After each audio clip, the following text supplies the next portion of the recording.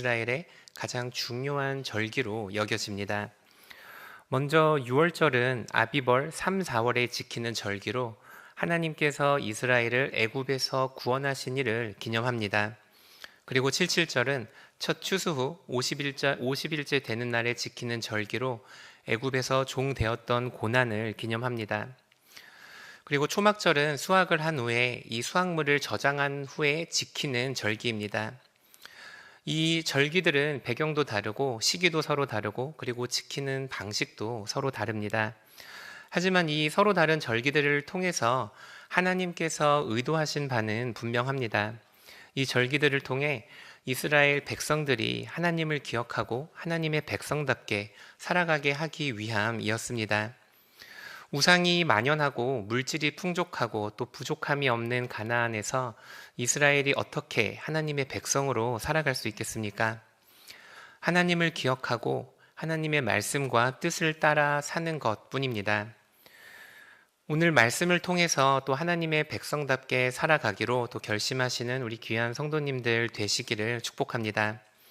첫째로 세상에서 그리스도인으로 살아가기 위해서 우리는 오늘 살아계신 하나님을 기억해야 합니다. 우리 함께 신명기 16장 3절 말씀을 읽어보도록 하겠습니다. 유교병을 그것과 함께 먹지 말고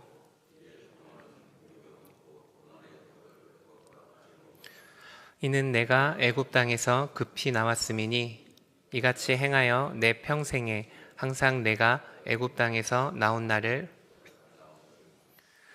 이 6월절은 무교절과 함께 기념이 됐습니다. 그리고 이 무교절은 7일 동안 발효되지 않은 무교병을 먹으면서 지켜졌습니다. 빵이 발효되는 것을 기다릴 만큼의 여유도 없이 급하게 애굽에서 탈출했음을 의미합니다. 그리고 하나님께서는 이스라엘에게 이 무교절과 6월절을 지키라고 말씀하신 이유가 애굽에서 구원받았음을 기억하기 위함이라고 분명히 말씀하십니다. 하나님은 이스라엘에게 그들을 구원하신 하나님을 기억하라고 말하십니다. 그리고 하나님은 그 하나님께서 오늘도 이스라엘을 지키고 보호하신다는 사실을 기억하기를 바랍니다. 우리는 무언가를 기억할 때 이 기억하는 행위가 그저 과거에 일어난 일을 다시 생각하는 일 정도로 생각을 합니다. 하지만 무언가를 기념하고 기억한다는 것은 우리가 과거에 일어난 일을 그저 다시 떠올리는 데 있지 않다는 것을 기억해야 합니다. 우리가 무언가를 기념하고 무언가를 기억한다는 것은 그 과거에 일어났었던 그 일이 지금 나에게 어떤 의미가 있고 지금 나에게 어떤 가치가 있는지를 생각해 보는데 그 목적이 있습니다. 그래서 우리가 기념일과 공휴일을 정하고 지키는 이유도 마찬가지입니다. 예전에 있었던 역사적인 사건을 기억하는 데 그치는 게 아니고 그 사건의 의미가 지금도 유효하고 그 의미가 지금도 가치 있다는 것을 우리가 기념일을 통해 확인할 수 있습니다. 지난 주일에 우리가 어린이날을 기념했던 것도 또 현충일을 기억하고 또 우리가 광복절을 기념하는 것도 우리 대한민국이 오늘날 중요하게 생각하는 그 가치가 무엇인지를 보여줍니다. 근래에 뇌과학이 발달되면서 우리가 하는 이 기억이 어떻게 작용되는지 밝혀졌다고 합니다. 그동안 우리는 이 기억이 마치 사진첩에서 사진을 꺼내듯 과거에 있었던 그 일을 기억하는 일이라고만 생각했습니다. 하지만 과학이 발달되면서 이 기억을 자세히 연구해 보니 기억력은 이렇게 작용하는 게 아니었습니다.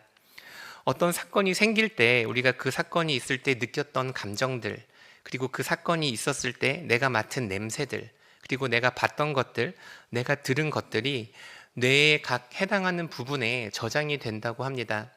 그리고 우리가 그 일을 다시 기억할 때 뇌의 여러 곳에 저장되어 있는 이 기억이 다시 합쳐져서 다시 살아나서 새로운 기억을 만든다고 합니다. 그리고 그 기억을 떠올리고 나면 이 떠올랐던 기억이 머릿속에 새롭게 저장이 된다고 합니다.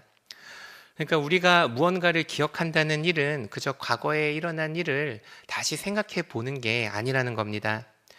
우리의 기억은 살아있어서 우리가 아무리 예전에 경험했었던 일이라 할지라도 그 일을 다시 기억하고 다시 되새김질할 때 오늘 우리에게 새로운 경험이 되고 새로운 의미를 준다는 것입니다. 이스라엘이 하나님을 기억할 때도 마찬가지였습니다. 가나안에서 살아가면서 그 이스라엘의 역사하셨던 하나님을 기억할 때 그들이 애굽에서 경험했던 그 하나님이, 그리고 그들의 조상들이 경험했던 그 하나님을 이스라엘이 다시 경험하게 되는 것입니다. 그리고 그렇게 될 때 가나안에서 이스라엘이 하나님의 백성답게 살아가기로 마음을 정하고 이들의 마음을 새롭게 하는 일들이 일어나는 것입니다. 오늘 우리가 세상에서 살아가기 전에, 우리가 하루를 시작하기 전에 우리가 처음으로 해야 하는 일도 바로 이것입니다. 나를 위해서 죽으신 예수님, 그리고 내가 경험했던 하나님이 오늘 나에게 어떤 의미가 있는지를 우리가 다시 돌이켜 보아야 합니다. 오늘 나에게 예수님의 죽음이, 예수님께서 나에게 주신 그 사랑이 어떤 의미가 있고 이 사랑이 나에게 어떤 힘이 되는지를 우리가 이 아침에 묵상해야 합니다. 성도님들께서는 예수님께서 우리를 사랑하셔서 십자가에서 죽으셨음을 믿으십니까? 그리고 우리들이 예수님을 믿고 죄와 죽음의 저주에서 자유케 됐음을 믿으십니까? 우리 안에 성령님이 오셔서 그리스도와 연합하게 하시고 우리가 하나님의 사랑받는 자녀가 되었음을 믿으십니까? 우리 안에 계신 성령님은 오늘도 우리를 변화시켜 가고 계십니다. 그리고 예수님이 다시 돌아오시는 그날에 세상에 심판이 있고 세상의 마지막이 오게 될 것입니다. 우리가 이미 경험한 우리가 예수님이 있고 우리가 이미 예수님에 대해 알고 있는 일들이 있는데 우리가 이 일들을 기억할 때 오늘날 우리가 어떻게 살아야겠습니까? 우리는 예수님을 믿는 성도답게, 그리고 하나님의 사랑을 받는 자들답게 오늘 우리에게 맡겨진 그 하루의 본분에 최선을 다하고 우리 이웃을 우리 몸처럼 사랑해야 할 것입니다. 우리 삶에 역사하셨던 그 하나님을 기억하심으로 또 하나님의 백성답게 오늘 하루를 살아가는 성도님들 되시기를 축복합니다. 둘째로, 우리 그리스도인들이 이 세상에서 살아가기 위해서 우리는 우리 삶의 중심에 예배를 두어야 합니다. 신명기 16장 2절 말씀을 함께 읽도록 하겠습니다. 여호와께서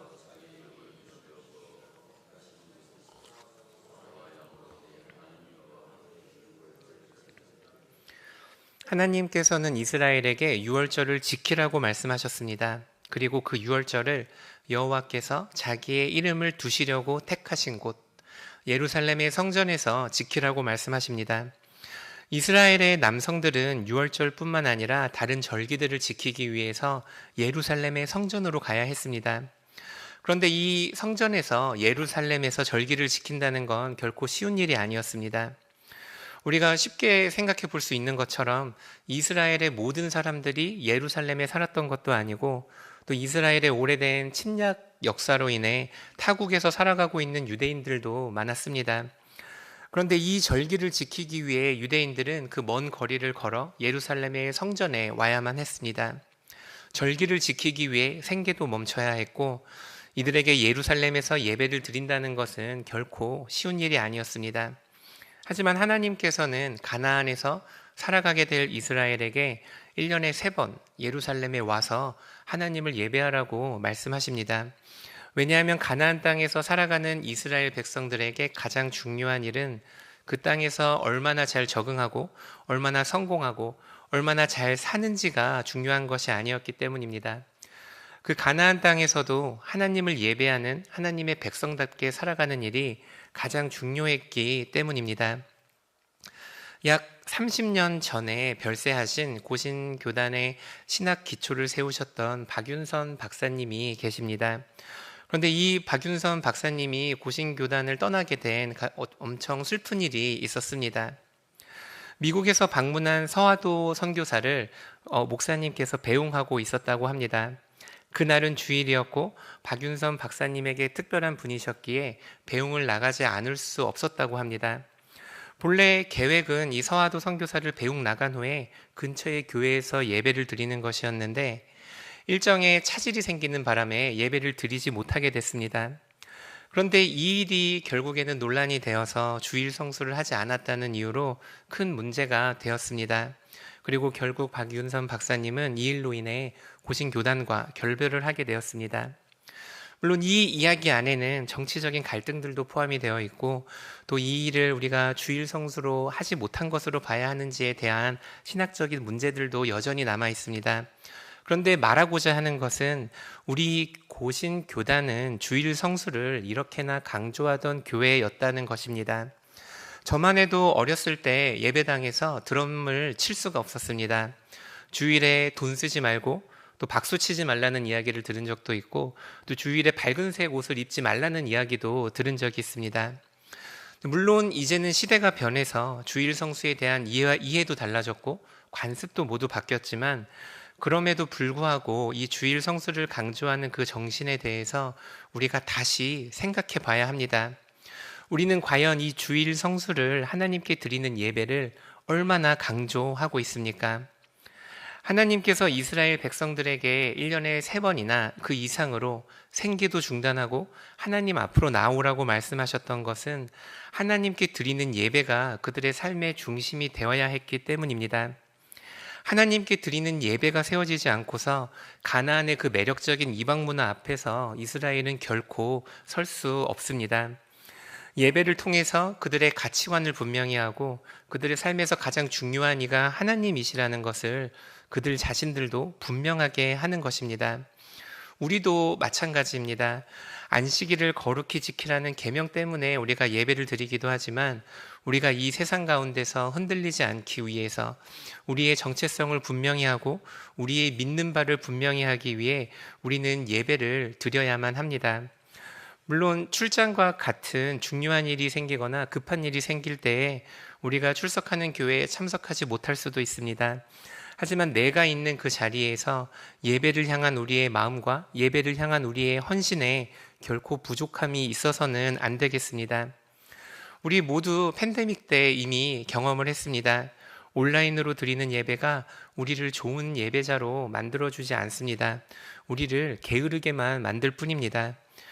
예배에 대한 우리의 노력과 수고가 우리가 예배에서 얻는 그 은혜들을 더해줄 수는 없지만 하나님의 은혜를 받는 자들로 마땅히 우리가 해야 하는 태도입니다.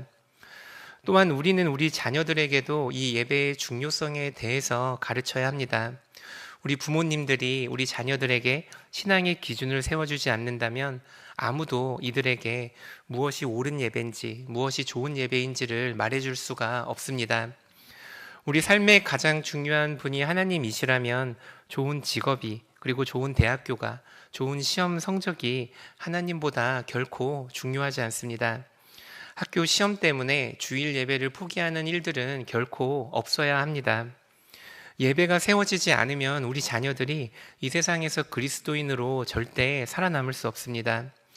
우리가 주일을 빼먹는 아이들을 계속 관용한다면 그건 우리가 아이들에게 하나님보다 시험 성적이 중요하고 하나님보다 좋은 대학교가 중요하고 하나님보다 세상이 주는 부와 명예가 더 낫다고 말하는 것과 다르지 않습니다.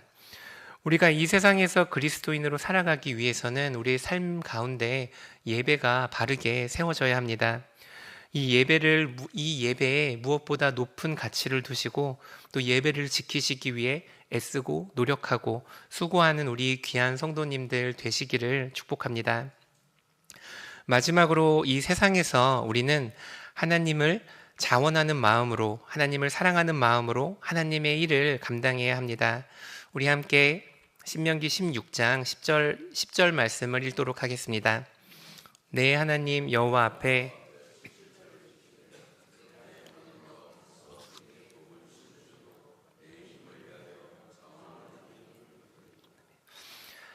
하나님께서 기뻐하시는 일은 한두 가지가 아닙니다. 굉장히 많습니다. 그런데 오늘 본문에도 한 가지가 나오는데 그 한 가지가 무엇이냐면 우리가 자발하여 자원으로 하나님을 사랑하는 마음으로 하나님을 섬기는 일입니다.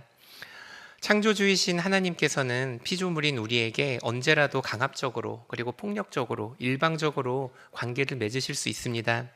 하나님께서는 아무런 이유 없이 우리를 멸하실 권한이 있으시고 우리를 강제적으로 순종하게 할 능력도 있으십니다.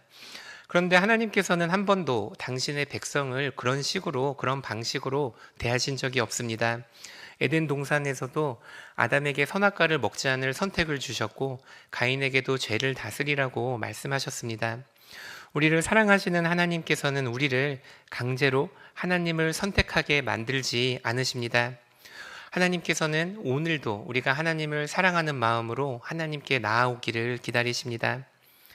하나님을 향한 우리의 사랑은 우리의 헌금으로 나타나기도 하고, 또 하나님을 향한 우리의 사랑은 우리의 헌신과 수고로 나타나기도 합니다. 또 복음을 전하고 전도를 하고 선교를 하는 일들도 마찬가지입니다. 우리는 주님을 사랑하는 마음으로 교회의 일들을 감당합니다. 그런데 우리의 마음은, 사람의 마음이라는 것은 참 간사해서 언제라도 하나님을 향한 우리의 사랑이 나의 의로움으로 바뀔 수 있다는 것을 우리가 기억해야 합니다. 예외는 없습니다. 누구라도 마찬가지입니다. 그래서 우리는 우리의 마음을 항상 돌아봐야 하고 나의 섬김의 동기와 나의 섬김의 이유를 살펴야 합니다. 그리고 우리가 돌아봤을 때 나의 하나님을, 교회를 향한 나의 수고와 헌신에 나의 의로움이 있다면, 인애와 자비가 멈추지 않는 예수님께 우리가 나아갈 때 또 예수님께서 우리의 죄를 용서해 주시고 하나님을 향한 더 큰 사랑으로 우리를 채워주시리라 믿습니다. 하나님께서는 우리가 이 세상에서 하나님의 백성으로 살아가기를 원하십니다. 하나님께서는 우리가 하나님을 기억할 때 하나님의 백성답게 살아갈 수 있다고 말씀하십니다. 그리고 하나님께서는 우리가 예배를 우리 삶의 중심에 둘 때 우리가 하나님의 백성으로 살아갈 수 있다고 말씀하십니다. 그리고 마지막으로 하나님께서는 우리가 자원하여 사랑하는 마음으로 하나님의 일을 할 때 하나님의 백성답게 살아갈 수 있다고 말씀하십니다. 하나님을 사랑하는 마음으로, 또 하나님의 백성이 되기를 자원하는 마음으로 또 주님을 섬기시는 우리 귀한 성도님들 되시기를 축복합니다. 하늘에 계신 우리 아버지, 아버지의 이름을 거룩하게 하시며 아버지의 나라가 오게 하시며 아버지의 뜻이 하늘에서와 같이 땅에서도 이루어지게 하소서. 오늘 우리에게 일용할 양식을 주시고 우리가 우리에게 잘못한 사람을 용서하여 준 것 같이 우리 죄를 용서하여 주시고 우리를 시험에 빠지지 않게 하시고 악에서 구하소서.